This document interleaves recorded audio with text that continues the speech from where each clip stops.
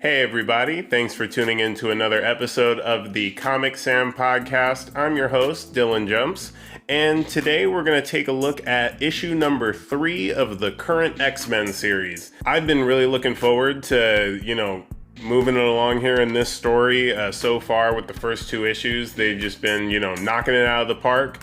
And in this issue, that does not change in the slightest. They actually waste no time.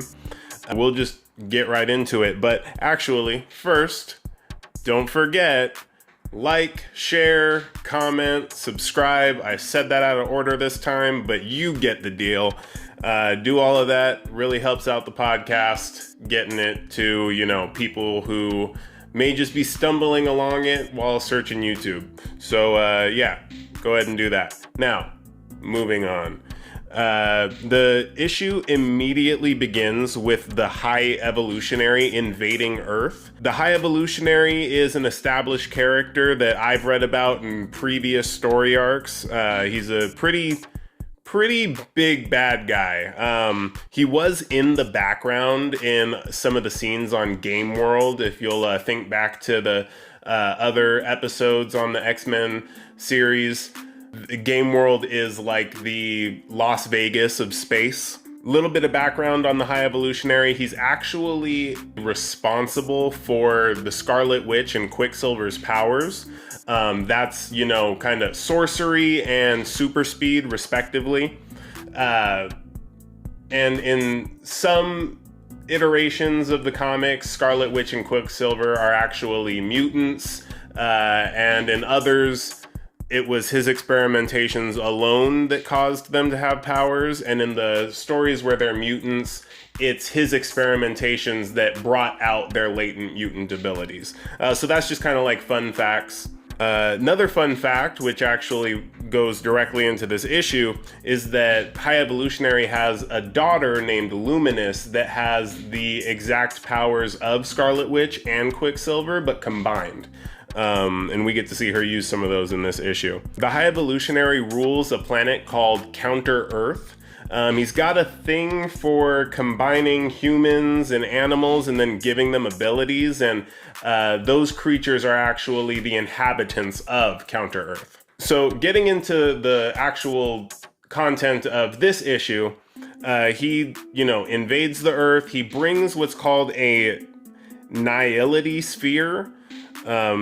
Not something I've heard about in the past, but there's countless comics to read through. It contains an airborne virus that, if released, will sterilize humanity. Mutants would be unharmed, though. The High Evolutionary gives Rogue somewhat of a backhanded compliment, and it's on. Rogue was kidnapped by the High Evolutionary and experimented and tortured, and so she is not having it, as you can see. After the battle begins, the High Evolutionary summons what he calls the Evolutionary Guard. They're pretty much his biggest and baddest of his cross-genetic human and animal species. Jean does what she can to contain the sphere with her telekinesis. Sync copies Sunfire's power, and they double team the High Evolutionary, burning him up, as you can see in this gruesome mess right here. Ultimately, he shrugs it off. He's no slouch. A bit of fire's not gonna, take down the High Evolutionary, even on a bad day. Sync and Sunfire actually end up, hightailing it away from the High Evolutionary after they see all of that.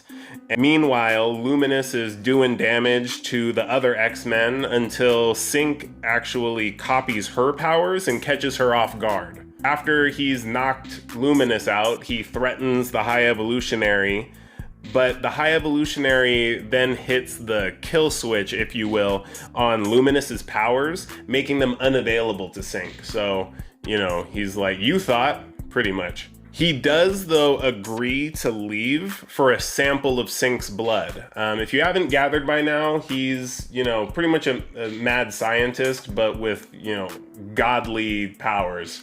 And so Sync has, in this issue, become kind of an interest to the High Evolutionary. So You may disagree with this decision, but Synch does agree to give him 1 drop of blood with the help of Wolverine, or Laura Kinney.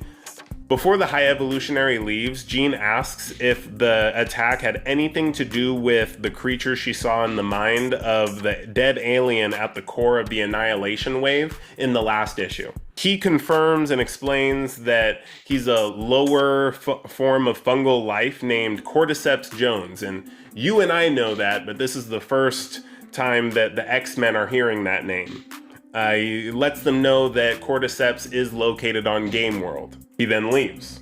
After the fact, the locals of the area invite the X-Men to come eat with them, kind of becoming a trend at this point. I know we're 3 issues in, but the same thing happened in the last one with a very different group of people, more of your, country bumpkin types, and they're apparently in Vietnam in this issue.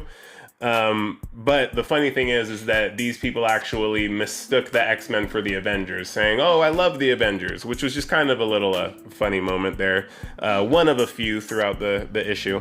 While the rest of the team is eating the dinner with their new fans, Jean and Cyclops agree the team should split up.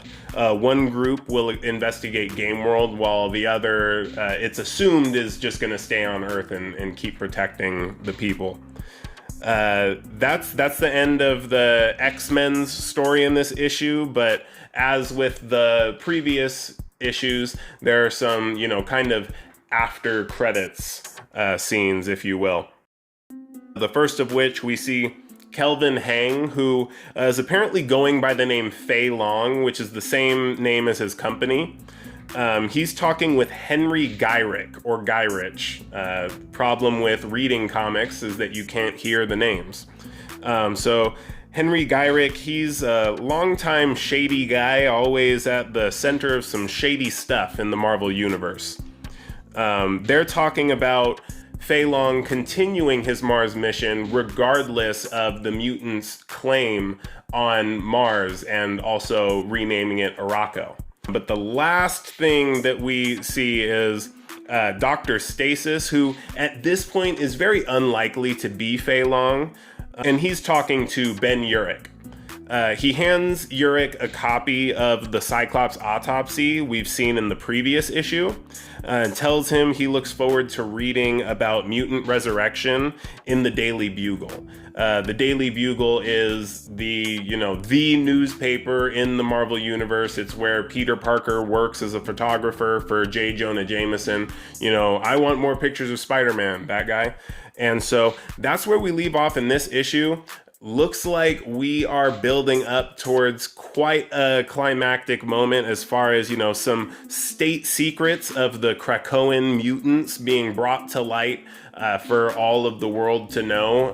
If you'll remember back, the mutants don't want everyone to know that they can resurrect their own. And also, it seems like that shady Gyrich character is, goading Fei Long into causing a conflict on Mars or Arakko, depending on where you stand on the topic, and we'll see how that goes, because there's an offshoot of the mutant species that's actually calling Arakko home at this time. I guess you could actually call them the original mutants, but that's a really long story to get into, and we only have so much time. So that was issue number 3 of the current X-Men series. If I didn't already say it, I'm really excited to see where they go next. Let me know what you thought of the issue. Drop it in the comments. Do all that stuff I said earlier. Like, share, subscribe, comment, all of that. And yeah, keep on keeping on. See you next time.